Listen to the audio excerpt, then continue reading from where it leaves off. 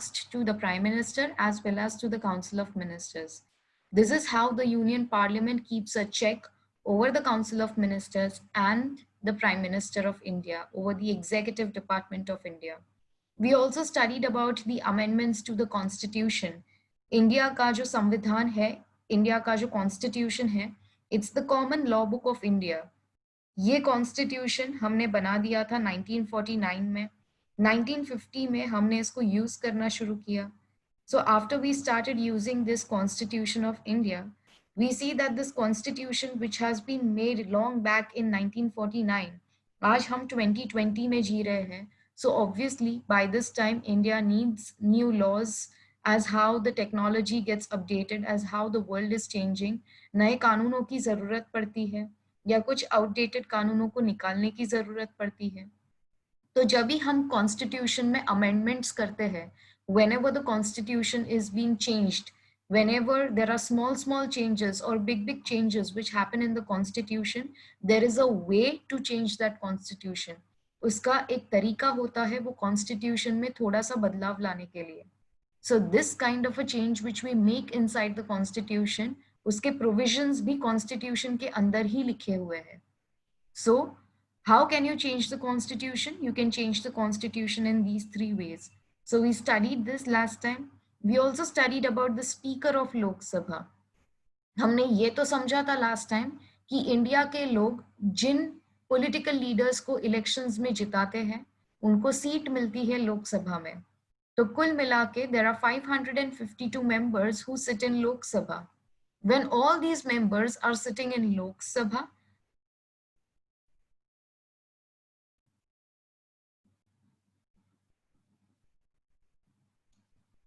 when all these members, 552 members, after elections, when they sit in Lok Sabha, we see that now these members amongst themselves, ये 552 members आपस में decide करते हैं कि उनको speaker किसको बनाना है. जैसे क्लास का एक मॉनिटर होता है, वैसे लोकसभा का मॉनिटर एक स्पीकर है. This speaker is elected by those 552 members of Lok Sabha. तो ये स्पीकर लोकसभा का देखभाल करेगा. In case of the absence of a speaker, अगर स्पीकर एब्सेंट है या अगर स्पीकर काम पे नहीं आ सकता है या मे बी स्पीकर कुछ समय के लिए he has been on a leave or if he has fallen sick, then for sure instead of that speaker we have a deputy speaker who looks after the various works. Talking about the deputy speaker, ये deputy speaker जो होता है वापस the members of Lok Sabha, they decide, they vote amongst themselves as to who will be the deputy speaker of Lok Sabha. Speaker का काम क्या होता है? We should never forget this. लोक सभा को represent एक speaker करता है और इंडिया के लोगों को represent लोक सभा करता है. ठीक है, तो हमने जिनको इलेक्शंस में जिताया है वो तो लोकसभा में बैठे हुए लोग हैं, ये हमें रिप्रेजेंट करते हैं. लेकिन लोकसभा ने आगे किसको जिताया? स्पीकर को जिताया. अपने आप में एक स्पीकर को जिताया, इलेक्ट किया, एक डेप्यूटी स्पीकर को इलेक्ट किया. So the speaker and the deputy speaker, they are basically representing Lok Sabha in public. What are the functions of the speaker being a representative of Lok Sabha? So talking about the speaker, he tries to maintain peace and decorum in the house. वो discipline maintain करता है house में. He is the one who shall undertake the business of the house. Business of the house का मतलब है रोज रोज का जो काम होता है लोकसभा का, उनका रूटीन वर्क, उसको कंडक्ट करने का काम स्पीकर करेगा, उसको चालू करने का काम स्पीकर करेगा, उसको सुपरवाइज करने का काम स्पीकर करेगा. He is supposed to look after the rights and privileges of the members of Lok Sabha. So these are some of the functions of the speaker, being a part of Lok Sabha, being a representative of Lok Sabha. We shall now further study about Rajya Sabha. So हमने ये already पढ़ा है कि union parliament के दो houses होते हैं, एक होता है Lok Sabha and the second one is राज्य सभा. So talking about राज्य सभा now, जब भी हम लोग राज्य सभा की बात करते हैं, who is the chairman of राज्य सभा? जैसे लोकसभा का हेड स्पीकर है, वैसे राज्य सभा का हेड एक चेयरमैन होता है. Now talking about this chairman, who is this chairman? India का जो वाइस प्रेसिडेंट है, India's vice president is actually the x official chairman of Rajya Sabha. Means India का जो वाइस प्रेसिडेंट है, okay, he is an ex officio, that means he is automatically a chairman of Rajya Sabha। क्योंकि लिए वो India का vice president है तो वो ऑटोमेटिकली राज्यसभा का चेयरमैन बन जाता है। Now talking about this chairman of Rajya Sabha, what is his work? It's the same as that of a speaker। एक राज्यसभा का चेयरमैन भी वो राज्यसभा में डिसिप्लिन मेंटेन करना चाहेगा। He'll try to maintain that discipline and decorum inside the house। He shall also facilitate discussions in the house। मतलब राज्यसभा में अगर किसी भी मुद्दे पे बात की जा रही है तो उस मुद्दे पे कैसे डिस्कशन होगा उसको फैसिलिटेट करेगा जो राज्यसभा का चेयरमैन है वो। And more than that, he is the one who shall give all the members of Rajya Sabha a chance to speak in that discussion। So basically, he is coordinating the meetings of Rajya Sabha। I hope you guys have understood this. There are no doubts in this. Okay. We shall further move ahead with the parliament as to how does it make the laws। तो जब भी हम union parliament की बात करते हैं, when we talk about Lok Sabha and Rajya Sabha together they are called as the union parliament. So when we talk about the parliament of India, how do they formulate laws? वो नए कानून बनाते कैसे हैं? तो कानून बनाना एक बहुत बड़ा प्रोसीजर होता है। एक बिल होता है जो पहले एक ड्राफ्ट किया जाता है, वो एक रफ कानून होता है। जब भी ये बिल जो एक ड्राफ्ट है कानून का, एक रफ ड्राफ्ट है कानून का, जब भी इसको लोकसभा राज्यसभा में इंट्रोड्यूस किया जाता है और जब भी लोकसभा राज्यसभा ऐसे बिल को, ऐसे ड्राफ्ट ऑफ लॉ को जब भी वो अप्रूव करते हैं, अपना मेजॉरिटी देते हैं और जब भी प्रेसिडेंट वो बिल पे साइन करता है, तब जाके वो एक बिल, एक रफ ड्राफ्ट ऑफ लॉ एक परमानेंट कानून बन जाता है इंडिया में। So there is a whole big procedure.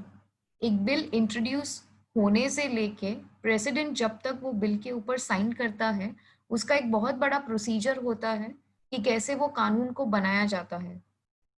Okay, so just look at this part in your textbook as you can see over here। So bill is nothing else but a draft or an outline of a draft proposal of a law। So bill is basically just a drafted proposal of a law। इसका मतलब ये है कि bill जो है वो सिर्फ एक कानून का बनाया हुआ एक प्रपोज्ड ड्राफ्ट है। ये एक प्रपोज्ड रफ कानून है जिसको पहले लोकसभा और राज्यसभा के सामने रखा जाएगा। Talking about a bill, talking about a rough draft of a law, bills are basically of two types। एक होता है मनी बिल और दूसरा होता है ordinary bill. When we talk about a money bill, ठीक है, कानून दो तरीके के बनाए जा सकते हैं। एक होते हैं कानून जो हम फाइनेंसेस पे बनाते हैं, टैक्स के रिलेटेड कानून या ड्यूटीज के रिलेटेड कानून। तो ऐसे जो कानून होते हैं वो मनी बिल में आते हैं। Okay, and next are the ordinary bills। All those laws which we are supposed to make apart from monetary matters, apart from financial matters, are listed into the ordinary bill। ठीक है, talking about a bill, जब भी हम लोग bill की बात करते हैं तो बिल को पहले इंट्रोड्यूस किया जाएगा in the either of the house. Money bill सिर्फ लोकसभा में इंट्रोड्यूस किया जाता है और सिर्फ लोकसभा ही ये मनी बिल को पास कर सकता है। Rajya Sabha has no power over the money bill. Talking about the ordinary bill, अभी हम लोग एक ऑर्डिनरी बिल की बात करेंगे। तो एक ऑर्डिनरी बिल को तुम या तो लोकसभा में इंट्रोड्यूस कर सकते हो या तो फिर तुम राज्यसभा में इसको इंट्रोड्यूस कर सकते हो। से फॉर एग्जाम्पल इंडिया का कोई काउंसिल ऑफ मिनिस्टर था, इंडिया का डिफेंस मिनिस्टर था, इसने ये बिल इंट्रोड्यूस किया पार्लियामेंट के एक हाउस में। ओके, सो इंडिया का डिफेंस मिनिस्टर, इसकी बहुत एक अच्छी सोच है कि डिफेंस के रिलेटेड इंडिया में कोई बहुत एक अच्छा कानून बने, तो उसने ये कानून का ड्राफ्ट लोकसभा में इंट्रोड्यूस किया। So that is the first reading of the bill. जब भी वो अपना बिल लेके, जब भी वो अपने कानून का आइडिया लेके लोकसभा में जाएगा, तो पूरे लोकसभा के सामने वो बताएगा कि देखो भाई, मुझे है ना डिफेंस के रिलेटेड ऐसा कानून कुछ बनाना है जो पूरे देश के फायदे के लिए होगा. He shall explain the structure of the bill. He shall explain the good points of the bill. He shall make the whole parliament know कि देखो ये बिल कैसे आगे जाके काम आ सकता है. Okay okay? उसके बाद ये बिल का सेकेंड रीडिंग होगा. अभी जब भी वो मिनिस्टर ने जो बिल इंट्रोड्यूस किया है, उसने जब भी ये बिल का एडवांटेज बता दिया, ये बिल को एक्सप्लेन कर दिया पूरे हाउस के सामने, अभी वो लोकसभा या राज्यसभा के जो मेंबर्स होंगे, वो क्या करेंगे, वो बताएंगे कि ये बिल में क्या डिफेक्ट्स है, क्या फ्लॉज है, या मे बी ये बिल कितना अच्छा है. सो कुछ लोग ऐसे होंगे हाउस में जो उसके बिल को सपोर्ट कर रहे होंगे, and there might be certain number of people who might be against this bill. So what will happen? They will do a clause by clause discussion. They will do a statement by statement discussion over the bill. After this, there would be a lot of things which would happen. इसके बाद एक committee होगा. There is a committee, there is a small little team who shall go through this bill entirely. ये bill के अंदर जो भी छोटे मोटे चेंजेस करने हैं, वो कमिटी ये बिल के अंदर छोटे मोटे चेंजेस करेगी और फिर वापस ये बिल हाउस में लाया जाएगा. The bill will be again sent to the house और फिर लोकसभा और राज्यसभा दोनों ये बिल के ऊपर वोटिंग करेंगे. एक बार वोटिंग हो जाता है, अगर लोकसभा ये बिल को पास कर देता है मेजॉरिटी वोट देके, तो ये सेम बिल फिर दूसरे हाउस में जाएगा. दूसरे हाउस में भी जब भी वो बिल को मेजॉरिटी मिल जाता है, तो ये बिल फाइनली प्रेसिडेंट के पास जाएगा for the assent of the president. President उस बिल के ऊपर फिर साइन करेगा and it will make it as a permanent law inside the nation. Say for example Lok Sabha ने ये बिल को पास कर दिया, लेकिन राज्यसभा ने उस बिल को पास नहीं किया. Then what will happen? फिर उसके बाद वापस एक मीटिंग होगा जहां पे लोकसभा और राज्यसभा को साथ में बिठाया जाएगा. There will be a joint session, there will be a joint meeting, and in this joint meeting again we see that the voting will be done. ये जॉइंट मीटिंग में फिर जो भी रिजल्ट आएगा, अगर ये बिल को सपोर्ट मिलता है, मेजॉरिटी मिलता है, तो बिल पास हो जाएगा. मेजॉरिटी नहीं मिला तो बिल पास नहीं होगा. If in this joint meeting the bill gets the majority, then the final assent, the final signature is in the hands of the President of India. India का president वो bill पे फिर finally अपना sign दे देगा and he will convert it into a law. He will make this thing into a law. Every year in the month of February, हर साल Feb के महीने में फाइनेंस मिनिस्टर, इंडिया का जो फाइनेंस मिनिस्टर है, वो लोकसभा में बजट इंट्रोड्यूस करता है जो एक मनी बिल है. लोकसभा जब भी ये मनी बिल को अपना मेजॉरिटी देता है, तो इंडिया में हर साल बजट पास किया जाता है. फिर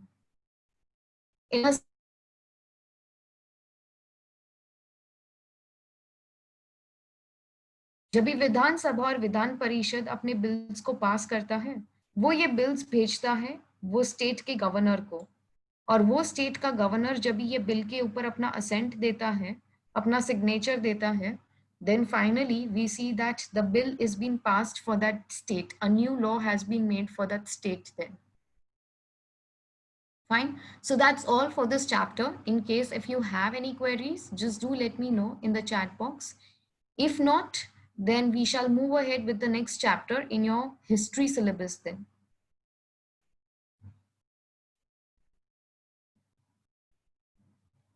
Fine. So we shall move ahead with the next chapter in your history syllabus, and that is about the social reform movements. Okay, it's the 5th chapter in your history. Here we are. It's a very interesting chapter. There is a lot to in this. There are too many people. We have many names over here, and we have some of our best leaders who have been mentioned in this chapter, the works which they have done, the organizations which they have made, and how it has been helpful to India even till date. Okay, So we shall begin with the 5th chapter in your history syllabus, and that is social and religious reforms. अगर तुम title को ठीक से देखोगे, so Devan Dhuri from Saida, he has a question. So for sure, I'll just answer this question of yours at the end of our lecture. Right now, if you have any other queries, you can just post it in the chat box and we shall proceed ahead with the 5th chapter of history right now. Okay. So for sure, all the comments which have been left down in the chat box, I'll read them out at the end. Okay. So talking about our 5th chapter, if you look at the title of this chapter, it's social and religious reforms. Social का मतलब है यहाँ पे हम society को point out कर रहे हैं, समाज को पॉइंट आउट कर रहे हैं. Religious means we are pointing out various religions in India. And ये सोसाइटी, ये जो समाज है, जो सोशल सराउंडिंग है एक इंसान का, उसके अलावा जो इंडिया के वेरियस रिलीजन्स है, ये सोसाइटी और ये धर्मों में थोड़ा सा रिफॉर्म लाने की जरूरत है. रिफॉर्म्स का मतलब है थोड़ा सा बदलाव, थोड़ा सा चेंज.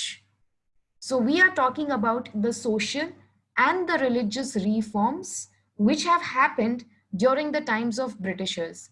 तो ब्रिटिशर्स के जमाने में हमारे सोसाइटी और हमारे रिलीजन्स में थोड़े से रिफॉर्म्स, थोड़े से चेंजेस लाने की जरूरत पड़ती है. ऐसा क्यों है? Then listen to me very carefully. As I have told you already in the previous chapters, that talking about the 19th century, okay, if you go into the second half of the 19th century, especially when Britishers, they used to rule over India, Indian society was filled with that dirt, with that scum of social evils. When we talk about these social evils, तो India में superstitions होते थे, India में caste system था, उसके अलावा India में ऐसे कस्टम्स और ऐसे ट्रेडिशंस थे, ऐसे रीति रिवाज थे जो बहुत ही ऑर्थोडॉक्स थे. इंडिया में क्लास सिस्टम था. There was a lack of critical outlook. कोई साइंटिफिक तरीके से कुछ सोचता नहीं था. So because of this, we see that India was relatively backward. वो बहुत ही backward था in comparison to the modern world.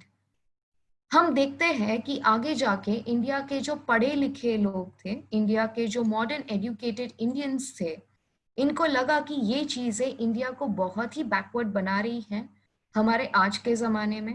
And because of that reason they tried to eradicate all the flaws and undesirable tendencies for the progress of the country.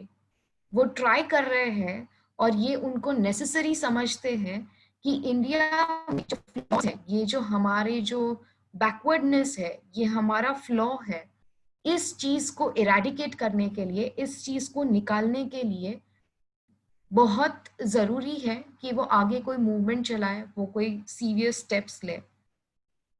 They are the ones, they want the new society. उनको चाहिए कि जो नया भारत बने, जो ये नया India का सोसाइटी हो, उसमें ह्यूमैनिटी हो, उसमें इक्वालिटी हो, उसमें फ्रेटर्निटी हो. ह्यूमैनिटी मतलब हम इंसानों के बारे में सोचें. We understand human beings, human nature हो. We understand what is equality. उसके अलावा they are also saying that we should understand what is fraternity. भाईचारा क्या होता है. आर एडुकेटेड थिंकर्स, हमारे जो पढ़े लिखे यंगस्टर्स थे, हमारे जो पढ़े लिखे बुजुर्ग थे इंडिया के, they were the ones who started writing a lot. वो लोगों ने बहुत कुछ लिखना शुरू किया न्यूज़पेपर्स में, मैगजीन्स में. they started opening their own organizations so that they could bring about an awakening in the contemporary society. They could bring about an intellectual awakening in the contemporary society. जो intellectual का मतलब है, we are talking about knowledge. Knowledge से modern society को, contemporary का मतलब होता है मॉडर्न, नॉलेज के माध्यम से कंटेम्पररी सोसाइटी में अवेकनिंग लाना, जागरूकता लाना बहुत ही जरूरी है. इस चीज को इंडियन रेनेसांस बोला गया है. This is been called as Indian renaissance.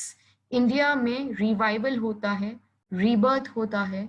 हमारे past intellectual intellectuals ka, all the books, all the Vedas and everything what we had written down in the past, which had a very glorious value, उस चीज को हम लोग वापस लाना चाहते हैं, उस चीज से हम लोग इंडिया में वापस जागरूकता लाना चाहते हैं. Okay.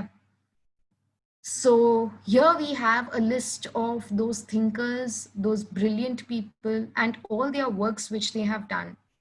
So here we have the very first person whose picture you can see here on the screen. His name is Rajaram Mohan Roy. So talking about Rajaram Mohan Roy, he was from Bengal, extremely educated person. He knew many languages. उनको Persian language आता था, Hindi आता था, Urdu आता था, English आता था. He had learned a lot. He was a very well educated individual. He had learned Gita, he had understood Vedas, he also understood Bible.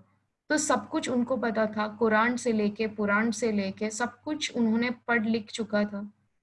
So here he says that when he has understood all the religions, जब ये उन्होंने सारे ये धर्मों को समझा है, चाहे वो इस्लाम हो, हिंदुइज्म हो या फिर क्रिश्चियनिटी हो, ये सारे धर्म एंड में सिर्फ एक ही चीज बताते हैं, that a human has to be a better human being at the day end.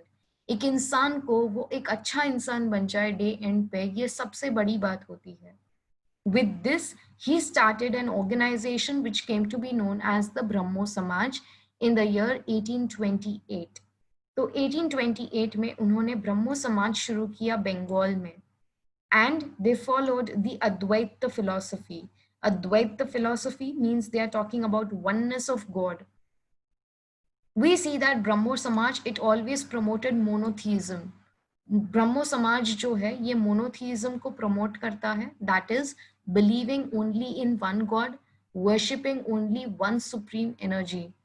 सो राजाराम मोहन रॉय ये बोलते हैं कि इंडिया में अगर तुम देखो हिंदुइज्म में 33 करोड़ गॉड्स एंड गॉडेसेस आते हैं. अगर तुम मोनोथीइज्म को फॉलो करोगे, so at the end you believe in one supreme energy who has actually created the whole of this universe. So when we talk about Brahmo Samaj, it promotes monotheism. It talks about caste and class equality. समाज में ये equality की बात करते हैं, भेदभाव नहीं होना चाहिए शूद्रज और ब्राह्मण्स के बीच में. It also talks about protest against various rituals. जैसे सती प्रैक्टिस होता है, विडोज को वापस शादी नहीं करवाई जाती है, ऐसे रिचुअल्स के खिलाफ ब्रह्मो समाज अपनी आवाज उठाएगा. And here we see that Rajaram Mohan Roy, he says, you should rather than conducting those rituals, तुम जो बेवजह के यज्ञ करवाते हो जिसमें इतने सारे पैसे डुबा देते हो, तो ऐसे बेवजह के रिचुअल्स को फॉलो करने से अच्छा है that you believe in prayers, you believe in meditation, you believe in simplicity. और ये सारा पैसा तुम जो बेवजह के रिचुअल्स के पीछे तुम स्पेंड करते हो, you should rather spend it in charity. किसी का उससे भला हो सकता है. So he strongly opposes the sati practice. He strongly opposes child marriage. He is totally against the parda system, जहाँ पे विडोज को, जहाँ पे सोसाइटी में औरतों को, चाहे वो हिंदू औरतें हो या फिर चाहे वो मुस्लिम औरतें हो, उनको अपना मुंह ढकना पड़ता है. That is called as the parda system. He is strongly promoting widow remarriage. He strongly promotes female education. And above all, he also started one of the colleges in Calcutta. In Calcutta, he started this college which came to be known as the Hindu College. He also started writing a newspaper which came to be known as Samvad Kaumudi. तो संवाद कौमुदी एक ऐसा newspaper था राजाराम मोहन रॉय का जो market में publish किया जाता था, and it used to talk about various issues that the society was facing, and it used to also talk about the solutions to it. Okay, so that's all about this fabulous person, that is Rajaram Mohan Roy. We shall now study about the next individual, and his name is Dadoba Pandurang Thakardar. I hope you guys have understood this. In case if you have any queries, you can just leave it back in the chat box. At the end of the lecture, we shall just read about it.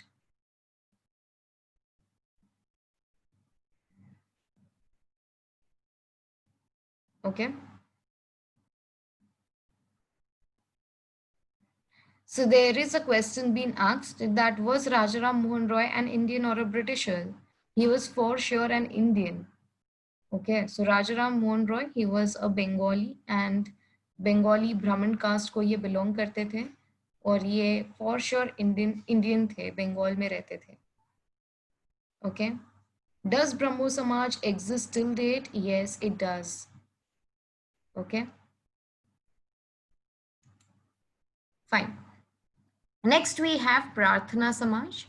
So before we understand Prarthana Samaj, we'll try to understand this person. His name is Dadoba Pandurang Thakardar. So Dadoba Pandurang Thakardar, this person whom you can see on the screen, his picture has been given.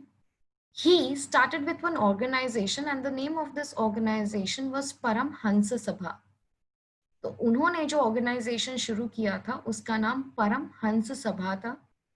ये organisation Mumbai में शुरू होता है in the year 1848. Unfortunately this organisation it did not work too far. ये organisation ज्यादा time तक चला नहीं, लेकिन ये ऑर्गेनाइजेशन में जो काम करने वाले लोग थे उन्होंने मिलके एक दूसरा ऑर्गेनाइजेशन शुरू किया जिसका नाम था प्रार्थना समाज.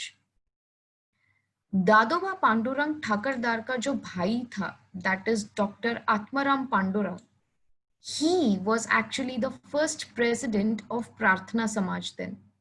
So I hope you guys have understood this. Dadoba Pandurang ठाकरदार, ये जिसका पिक्चर दिख रहा है स्क्रीन पे, he started Paramhansa Sabha in Mumbai in the year 1848. Unfortunately, this organization comes to an end, it dissolves. लेकिन ये सभा में जो काम करने वाले लोग थे इन्होंने मिलके एक दूसरा ऑर्गेनाइजेशन खोला जिसका नाम था प्रार्थना समाज.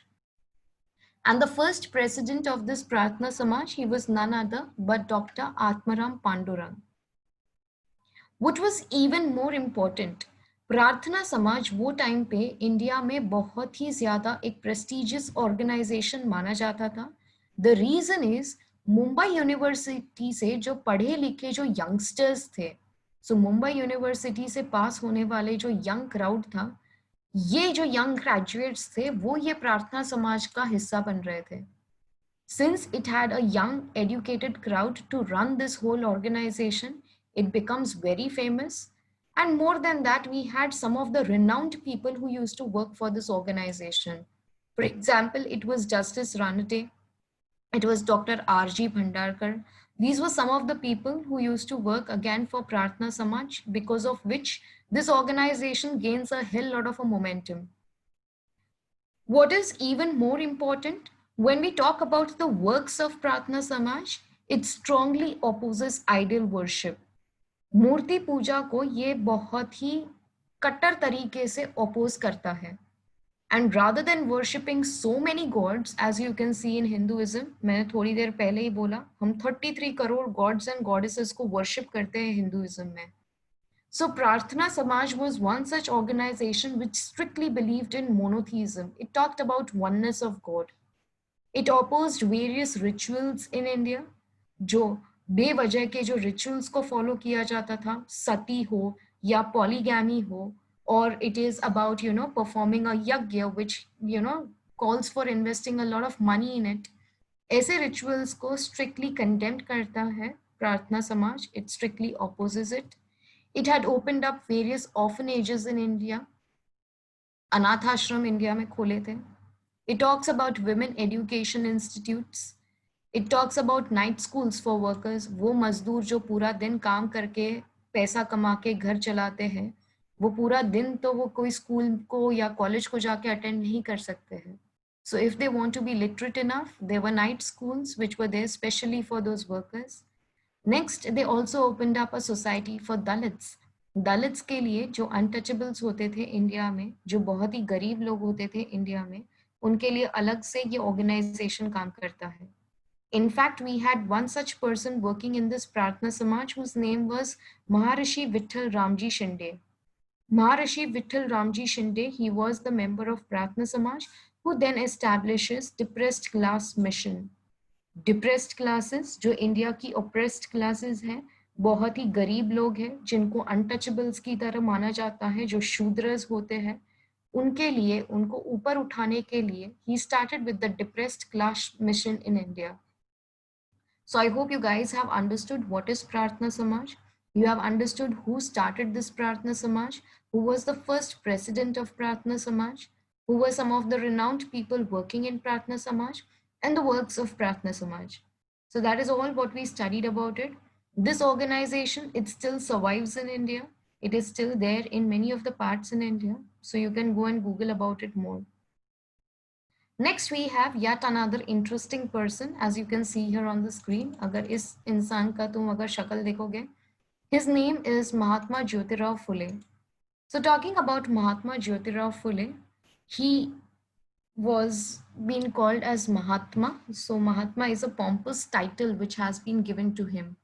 That means he was considered as a very great soul who worked for the betterment of the society. Jyotirao Phule, his surname is Phule because his family used to sell flower garlands to the Maratha family. तो इनका florist थे ये लोग, फूलों का business करते थे. That is why his surname is Phule. So महात्मा ज्योतिराव फुले वो खुद एक बहुत ही गरीब फैमिली से आते हैं. And thereafter he started with one organization, and the name of this organization was Satya Shodhak Samaj, as you can see over here. So Mahatma Jyotirao Phule, he started with an organization which came to be known as the Satya Shodhak Samaj. He started this in the year 1873. 1873 में जब उन्होंने सत्य शोधक समाज को शुरू किया, वो खुद एक बहुत ही गरीब फैमिली को सबसे पहले बिलोंग करते थे.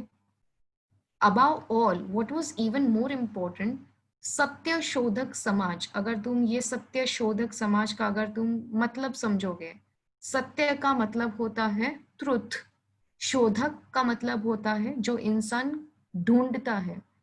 So it is a society of truth seekers. Okay, जो लोग खोज में है ट्रुथ के, उसको सत्य शोधक समाज के अंडर लाया गया है. So Satya Shodhak Samaj, it is working only on one principle, that is a society which is based on equality. ये सिर्फ एक ही चीज के लिए काम करता है, एक ऐसा सोसाइटी बनाने के लिए जो एक इक्वालिटी के प्रिंसिपल पे चलता है. They strictly opposed untouchability. What is untouchability? वो दलित्स, वो शूद्रस जो हिंदू कास्ट से आते हैं. हिंदुइज्म में there are 4 varnas. The first one is of Brahmin, Kshatriya, Vaishyas and Shudras. तो जो 4th लेवल पे जो शूद्रस आते थे, इनको कभी कभार दलित्स के कैटेगरी में लिया जाता है. They were considered as untouchables. उनसे लोग दूर रहते थे, उनके घरों से लोग दूर रहते थे. These people were not allowed to fetch water from the public wells.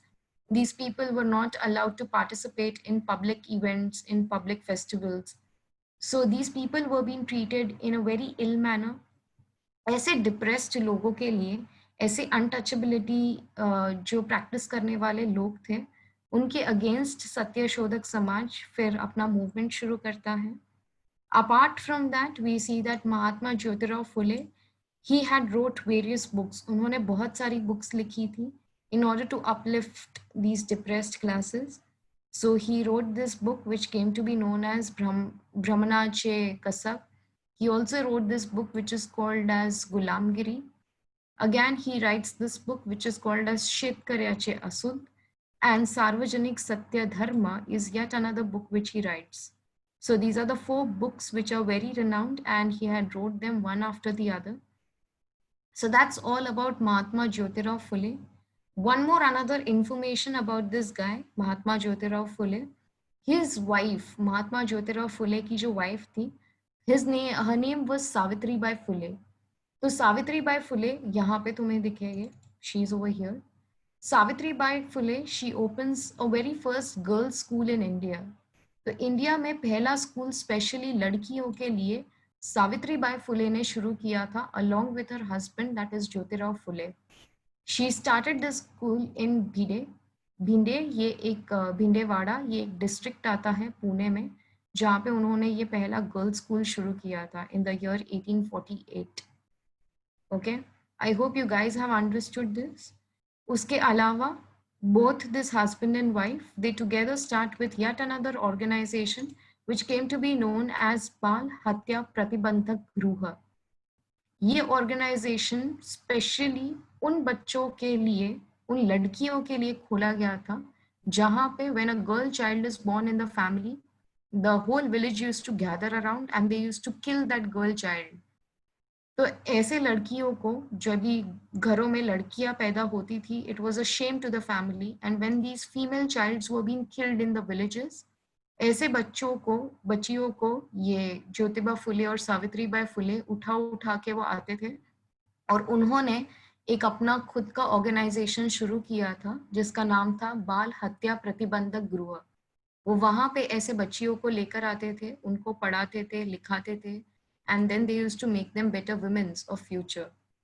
उसके अलावा whenever the husband used to die and when the wife used to be widowed, जब भी एक लड़की विधवा हो जाती थी तो ज़बरदस्ती वो लड़की के बाल काटे जाते थे, उसको उसके पूरे बालों को शेव किया जाता था, and she was not allowed to grow her hair for the rest of the life because that's the beauty to her face. And because she does not get attracted to any other male in the life, that is why her hair used to be chopped off. She was not allowed to stay with the family. She was supposed to stay in small little house outside the whole bungalow. जो घर जहाँ पे उसका होता था वो घर के बाहर उसको रहना पड़ता था.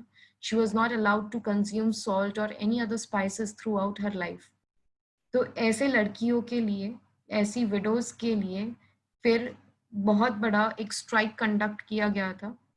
So Mahatma Jyotirao Phule, he conducted a strike of all those barbers who used to shave off the heads of those widows. So for such reasons, Mahatma Jyotiba Phule and his wife, that is Savitribai Phule, both of them, they have done a hell lot of work and we should really respect them in this future.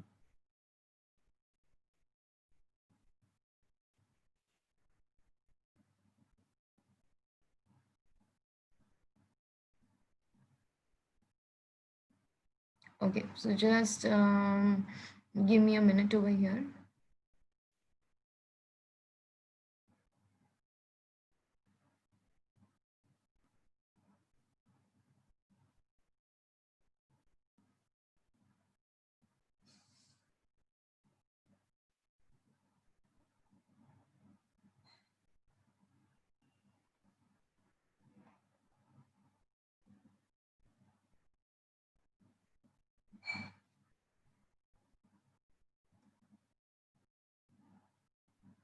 Okay, so there is a question being asked that what is the meaning of Dalits?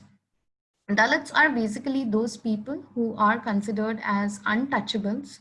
They are considered as those people who are out of this society. Hinduism में जो Hindu society था उसमें वर्णा system होता था. The topmost class of the Varna system were considered as Brahmins. Brahmins के नीचे फिर होते थे वैश्यस, क्षत्रियस एंड द शूद्रस. तो जो लास्ट कैटेगरी होता था शूद्रस का, ये शूद्रस वो लोग होते थे जिनको दलित माना जाता था. They were considered as out of the society, neglected people of the society. इनको पढ़ाया लिखाया नहीं जाता था, इनको पब्लिक एरियाज में जाना अलाउड नहीं था, इनका अगर शैडो भी किसी पे पड़ जाए तो वो चीज़ भी बहुत अनऑस्पिशियस माना जाता था. So such people are called as Dalits. Okay, I hope you have understood this. There are no queries in this. Fine. We shall move on to the next person, and his name is Swami Dayanand Saraswati, as you can see here on the screen. So talking about Swami Dayanand Saraswati, again, a very renowned person. In fact, talking about Swami Dayanand Saraswati, he starts with an organization which is called as Arya Samaj. It has many of its branches in Mumbai till today. And more than that, talking about Arya Samaj, Swami Dayanand Saraswati, he starts this organization in 1875. The book which he wrote, उन्होंने एक किताब लिखा था जिसका नाम था Satyarth Prakash. That means they are sure. प्रकाश का मतलब होता है throwing a light and Satyarth का मतलब होता है truth.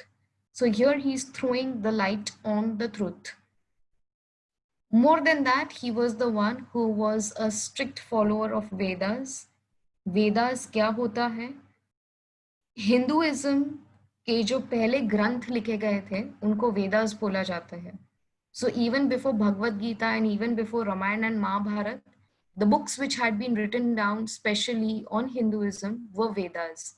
In fact, talking about Vedas, these are very first books which have ever been written down in the whole mankind, on the whole planet. तो जब भी हम लोग स्वामी दयानंद सरस्वती की बात करते हैं, he strictly believes in Vedas. He is strictly against the caste system. He talks about gender equality, and he gives this slogan to the people of India. And that's the slogan of his organization Arya Samaj. That is, go back to the Vedas. अगर तुम वो ग्रंथ उठाओगे जहाँ से Hinduism की शुरुआत होती है, तो वो एक इक्वल सोसाइटी के बारे में बात करते हैं. It talks about so much of moral values, and the Hinduism which is there in India today is completely opposite of that what the Vedas are actually trying to tell us. So that is about Vedas. That is about this person Swami Dayanand Saraswati and his organization, that is Arya Samaj. We shall move on to the next one, and this is yet another very important person. His name is Swami Vivekanand. Talking about Swami Vivekanand, he is being highly admired by the ex-president of America, whose name is Barack Obama. तो Barack Obama ये स्वामी विवेकानंद और महात्मा गांधी को बहुत ही मानते हैं. जब भी हम स्वामी विवेकानंद की बात करते हैं, ये स्टूडेंट थे रामकृष्ण परमहंस के. So talking about Ramakrishna Pavanhans, he was actually a guru. He was one of the biggest teachers of Hinduism. So Ramakrishna Paramhans के ये स्टूडेंट थे जिनका नाम था स्वामी Vivekananda. If you look at Swami Vivekananda, he used to be dressed up in saffron robes. And you know, one fine day we see that he goes to USA. वो एक बार US जाते हैं. He goes to the city of Chicago of US, जहाँ पे world wide सारे countries के leaders आए थे एक रिलीजियस मीटिंग करने के लिए. They had conducted a parliament of religions. अलग अलग देशों से अलग अलग रिलीजियस हेड्स आए थे, अलग अलग लीडर्स आए थे जो अपने धर्म के बारे में बता रहे थे. And there in Chicago the one to represent India was Swami Vivekananda, where he was talking about Hinduism. जब भी उन्होंने वहां पे हिंदुइज्म की बात की, the crowd was so impressed by Swami Vivekananda that the leaders of all the countries, they stood up together and they applauded for him. So when they applauded for him, we see that the message of Hinduism, it reached to the Western world. And more than that, we see that he was working, you know, for those people who were stuck up in famines. More than that, he used to treat patients. He used to give medical help to the poor. He used to talk about female education, and he used to talk about spiritual growth. उन्होंने बोला कि कैसे spiritual growth बहुत ही important है. It is not only about science, but if you connect science with spirituality, it is amazing.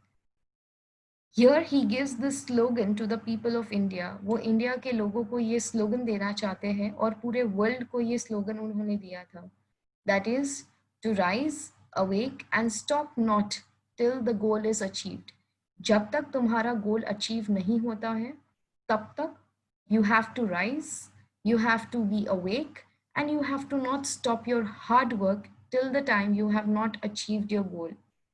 So that's a very famous slogan which had been given down by him.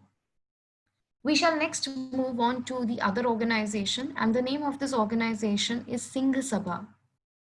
ये जो organisation है सिंह सभा, ये specially उन सिख लोगों के लिए था जो अमृतसर में रहते थे. तो अमृतसर में ये सिंह सभा शुरू किया था सिख कम्युनिटी के लिए. स्पेशली सिख लोगों को पढ़ाना लिखाना था, सिख कम्युनिटी को मॉडर्नाइज करना था. लेटर ऑन ये सिख सभा अकाली मूवमेंट शुरू करता है, and then it leads to a huge amount of transformation in the Sikh community. So that's all about these leaders. We shall move on to the next one, and the name of this leader is Gopal Hari Deshmukh, as you can see over here. हमने गोपाल हरि देशमुख के बारे में already first chapter में हमने पढ़ लिया है. उनका पेट नेम था लोकहितवाड़ी, if you people remember, and he used to write down this column which came to be known as Shatapatre. तो वहाँ पे वो जेंडर इक्वालिटी की बात करते हैं, स्त्री और पुरुष को कैसे एक समान ट्रीट करना चाहिए, they are talking about that. So there were a lot of things which had been done for the women. Emancipation of the women, upliftment of the women, they are talking about those things. So here we see that there were many leaders in India who were strictly against child marriage, who were strictly against the system of dowry. Dowry का मतलब होता है दहेज. They are strictly against the practice of sati. They opposed widow remarriage. केशवापन होता था. केशवापन जो मैंने अभी just आपको explain किया, that when the girl used to be a widow, तो उसके बाद उसके बालों को काटा जाता था. इसके लिए राजा राम मोहन रॉय आते हैं along with the help of Sir William Bentinck. Okay, so Lord William Bentinck, he was the Governor General of India. ये ब्रिटिशर्स ब्रिटेन के राजा का भेजा हुआ एक गवर्नर जनरल था जो इंडिया की देखभाल करता था. Rajaram Mohan Roy, he gets in contact with Lord Governor, Lord William Bentinck, who was the Governor General of India. खुद वो ब्रिटेन जाते हैं, ब्रिटेन के राजा को, ब्रिटेन की पार्लियामेंट को वो मिलते हैं और वो इंडिया में सती को बैन करवाते हैं. So he stops this practice of sati in India. He prohibits with this Britishers, they stopped sati practice in India. कोई भी इंडिया में उसके बाद अगर सती प्रैक्टिस करता था उनको पकड़ के जेल में डाला जाता था. So that's about the Sati Prohibition Act. Apart from this, for those leaders who worked for widow remarriage, India में विधवाओं को वापस शादी करना अलाउड होना चाहिए. Their life should not be a waste. For that reason, there were many other leaders which came up. For example, it was Pandit Ishwar Chandra Vidyasagar. Thereafter, we also had Vishnu Shastri Pandit and we had Viresha Lingam. These were some of the other leaders who worked for the issue of widow remarriage. Next, we had various other newspapers which had been then written down. For example, we have Sudharak. This newspaper called as Sudharak had been written down by Gopal Ganesh Agakar, which strongly opposes child marriage, and it talks about the law of consent. बच्चे अभी just पैदा हुए हैं, they are still there in their cradles, they are still sleeping out there, and देखते हैं कि इन बच्चों के पेरेंट्स डिसाइड कर लेते थे कि इन दोनों की शादी करवा देते हैं. तो बच्चे ना समझ होते हैं, उनको पता नहीं होता है और उनकी शादी हो जाती है. This was strictly opposed by Gopal Ganesh Agarkar. So he started writing about this child marriage in his book, in his newspaper, which was called as Sudharak. He also talks about law of consent. Law of consent here, it means that first the permission has to be taken from the male as well as the female before they wish to get married. It is the choice of those two young individuals whether they are ready to get married or not, and it depends on the choice. Next, we have Vittal Ramji Shinde again over here. So Vittal Ramji Shinde, he was strictly against the practice of Devadasi. Now, what is Devdasi? Devdasi is that ritual in which a girl child is given away to temple. एक मंदिर को एक लड़की दान में दी जाती है. एक फैमिली होती है जो अपनी बेटी को मंदिर में दे देते हैं, दान में दे देते हैं. This girl child is being got married to the idol, to the god who is there inside the temple. मतलब जो भगवान की मूर्ति टेम्पल के अंदर होती है, वो श्राइन के साथ उस लड़की की शादी करवा दी जाती है, and then that girl has to spend her rest of the life in the temple. She has to serve the temple, she has to serve that idol, that shrine inside the temple, and she has to do various other works inside the temple. इन देवदासियों को आगे जाके हम देखते हैं, they had been molested by the kings, and that is why when we had Vittal Ramji Shinde coming up, he is strictly against the practice of Devdasi. आज की date में there is no Devdasi practice happening in India. आज के date में India में कोई भी देवदासीज नहीं है. ये इंडिया के साउथ में बहुत हुआ करता था. So that's about the Devdasi practice. We'll get down to the next part again. So here we are talking about Tarabai Shinde, if you can see. So Tarabai Shinde, she wrote a book which came to be known as Tri Purush Tulna. तो यहाँ पे हम एक lady की बात कर रहे हैं. Her name is Tarabai Shinde, and she is writing down this book which is called as Tri Purush Tulna. in which she is comparing the rights of the women against a men कि लड़के और लड़कियों के equal हक होते हैं. They lie at an equal position, at an equal power. So that's all for today's lecture. In case if you have any queries, you can stay back for the class and rest of the people can just leave then.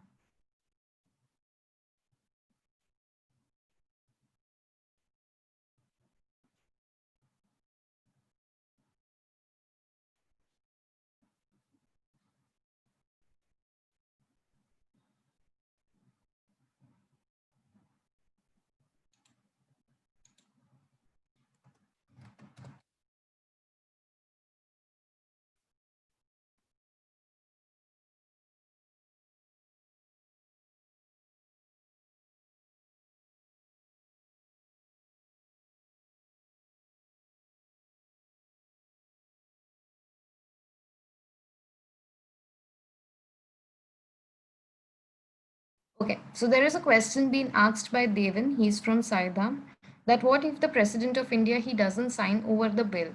The President of India, first of all, he has no other option, but he has to sign over the bill. वो ज़्यादा से ज़्यादा India के prime minister को और council of ministers को बोल सकता है कि ये बिल में तुम कुछ चेंजेस करके मुझे वापस दो. लेकिन अगर प्राइम मिनिस्टर और काउंसिल ऑफ मिनिस्टर्स उसको बोलेंगे कि नहीं हम चेंजेस नहीं करेंगे, जो बिल तुझे दिया है तुझे साइन करना ही पड़ेगा, then the president of India has no options, but he has to sign over the bill. Okay, so it is the prime minister, the Lok Sabha and the council of ministers who are way more powerful than the president of India.